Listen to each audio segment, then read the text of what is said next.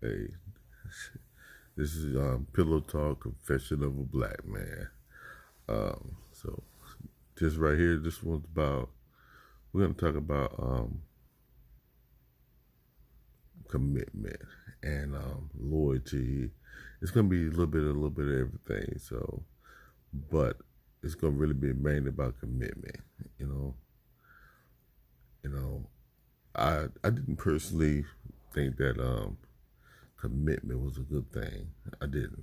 I mean, and I realized for years I lost a lot of good women because I would not commit. Now, some people say that, oh, he's just a player. You know what I'm saying? Because I didn't really slow down till I got to my 40s. I mean, from my 20s, because I grew up a pretty shy kid, so I didn't really have a lot of girlfriends growing up. And even in my 20s, I had girlfriends pretty much, had two girlfriends the whole pretty much my 20s, but then in my 30s, it was like, okay, I got a little buck wild. It's like I became the flavor of the month for some reason. I don't know what happened. I don't know what changed. It seemed like everywhere I go, man, you know what I'm saying? Women was all on me, and I was like, and I lost some good women because I was like, wow, because I never had that experience of being that guy, that dude that women just were like, ooh, because I saw them do that for my friends, my brothers, and everything else when we was coming up, but I was always considered an ugly dude, so I really never got a chance to really blossom and bloom and so become the flavor of the month. But when I did, I ran with it. I ran with it. I commitment, you know what I'm saying, after seeing some low down women that was cheating on their husband, boyfriend, whatever, even some who cheat on their girlfriend. I was like, wow, I didn't, that put a bitter taste. Then plus, having a childhood like I did, it didn't really make it no better. So it was like I didn't see commitment as a good thing.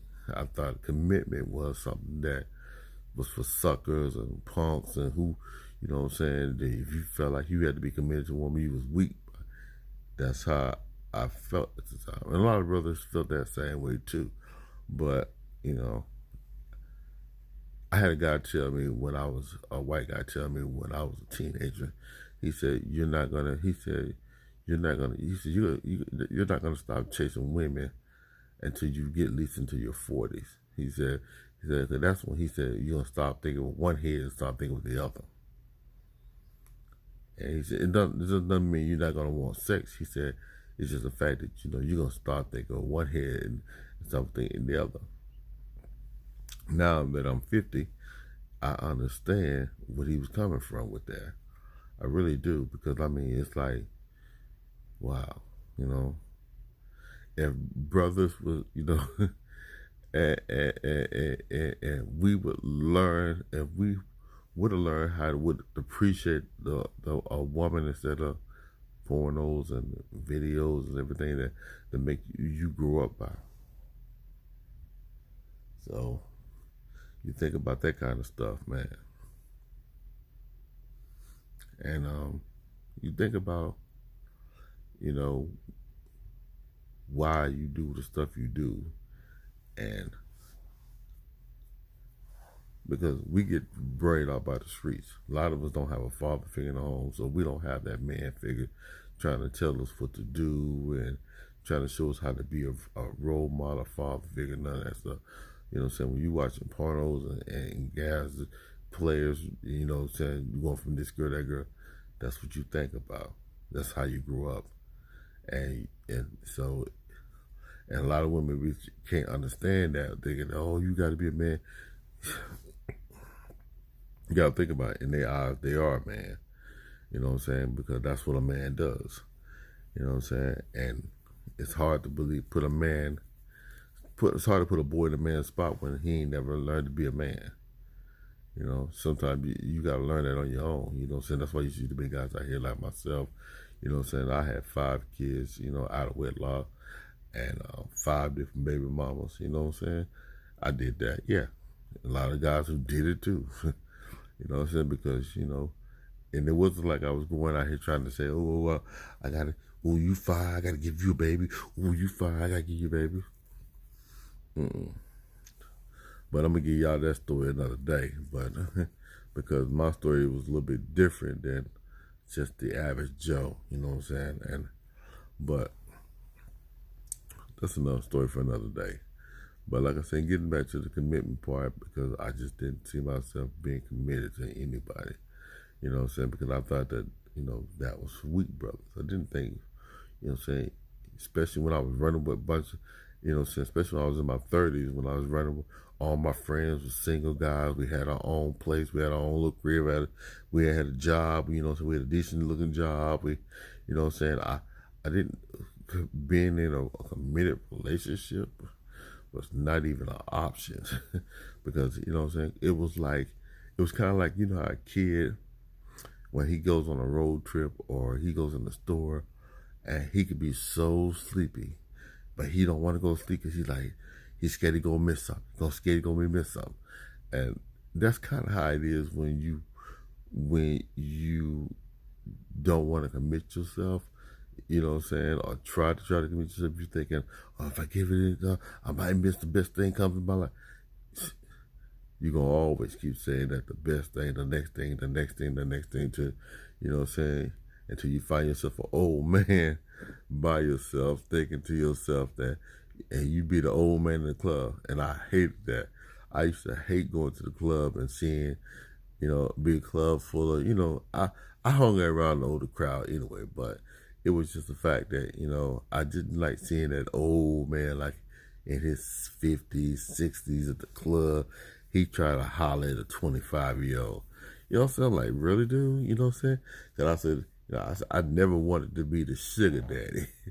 I never wanted to be that sugar daddy. So, and I was like, wow. But I got friends still to this day. You know what I'm saying? They're older than me. I'm talking about in their 50s, late 50s, 60s, still doing just like I said. Being the old man in the club, still trying to play because they can't commit. They can't commit because they're scared they're gonna miss the next thing. You know what I'm saying? That old saying, somebody's grass is always green on the other side. You looking at the neighbor's yard, you know what I'm saying? Instead of always looking at the neighbor's yard, try watering your grass. But, we don't do that. We look at the neighbor's grass, this grass look a whole lot greener. I might need to go over to see what's going on.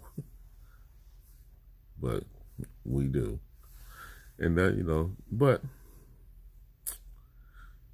like I said, it's just because, you know what I'm saying, we lack intelligence, we lack discipline, we lack understanding that you know what I'm saying, that, and so when you don't understand them things, it's hard to find yourself with a decent woman. It's hard to find yourself with a situation that you want to commit yourself to, because we live in a society now that you got all kind of STDs and stuff like that now. Not saying that we didn't have back in our days, because we did, but you now shit. It's almost you playing Russian roulette with your life now. You must well put a gun, spin it on the table, and say and shoot at yourself in the head, trying to run some of these chicks, because a lot of the chicks now, they have the mentality of the man. They're like, oh shit, he does, I do it too. So you just got to be careful, man. So like I said, sometimes commitment is a lot of different things, but commitment to a black man, a young black man, it's not trust. But anyway, this is your boy, Mr. Mac. I'm out. I'm going to holler at y'all. It's been real out, baby. Out with the next one.